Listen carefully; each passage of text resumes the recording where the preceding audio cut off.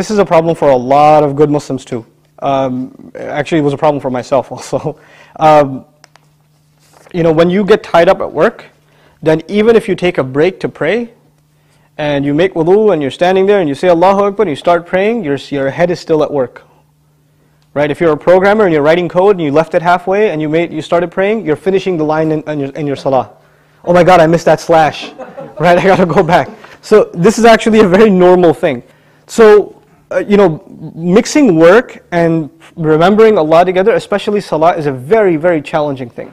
Allah says, there's a distinction in the Quran between the believer, al-mu'min, al-mu'minun, right, and alladhina amanu. There are two phrases in Arabic that are used in the Quran for Muslims.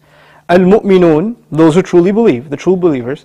Alladhina amanu, those who have come to believe. And it sounds like they're the same thing, believers, those who come to believe, but they're actually very different statements. They're significantly different in how they're used in the Quran.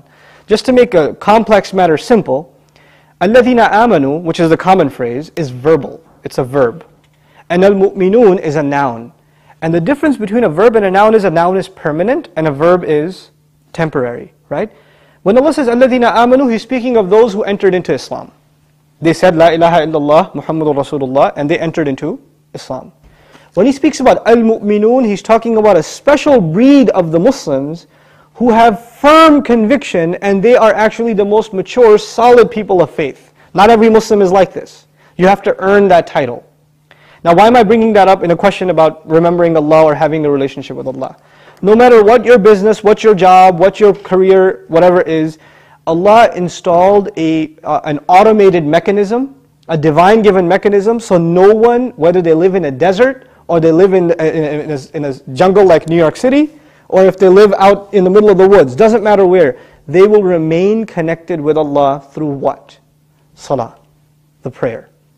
Now but you can't just pray and think you're connected to Allah. You have to have this special secret ingredient in your prayer that will keep you connected to Allah. If you don't have this ingredient, your prayer might become shallow and empty. At least you're doing it, but it's missing something. Now what is that secret ingredient? Allah says, قَدْ أَفْلَحَ الْمُؤْمِنُونَ, the true believers have come to succeed.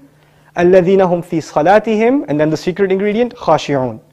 The true believers have attained success, those who have khushu', awe, humility, being overpowered, concentration, all these things in one word, in their prayer.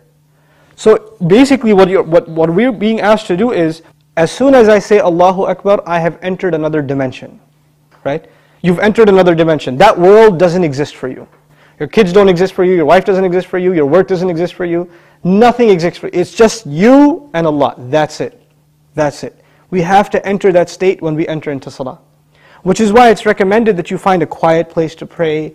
And actually my personal advice is before you start prayer, stand there for a couple of minutes and let everything out of your system.